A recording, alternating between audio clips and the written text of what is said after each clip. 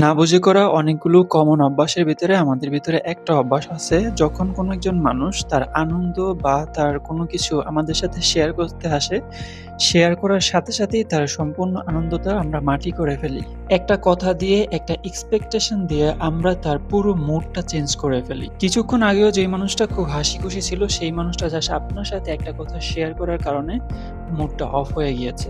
যখন কেউ একটা ভালো চাকরি পেয়েছে এবং আপনার সাথে শেয়ার করতে আসে, আপনি তাকে কনগ্রাচুলেশন করেন এবং মোটিভেট করেন। কিন্তু আপনি কখনোই এই জিনিসটা দেয়ার চেষ্টা করবেন না যে আপনার অমুক ব্যক্তি অমুক পজিশনে চাকরি করে বা আপনি এর থেকে বেটার পজিশনে চাকরি করছিলেন। এই ধরনের উদাহরণ দেওয়ার দরকার নেই।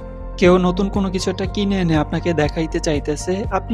আপনি দেখেন, সেটাতে সুন্দর একটা কমেন্ট করেন অথবা সুন্দর একটা মন্তব্য করেন। কিন্তু এমন কিছু বলবেন না, যাতে করে সে যে এত কষ্ট করে টাকা জমিয়ে ওই জিনিসটা কিনে এনেছে, তার কেনাটাই মাটি হয়ে যায়। কারো সাফল্য, কারো জীবনের একটা গুড নিউজ, এই জিনিসগুলাকে এপ্রিশিয়েট করতে পারাটাও কিন্তু একটা ভালো দিক। এগুলো মানুষ হিসেবে আপনাকে ভালো রাখে, আপনার মন মানসিকতাকে ভালো রাখে এবং নিজের ভালোর জন্য অন্যের ভালোকে এপ্রিশিয়েট করতে শিখুন।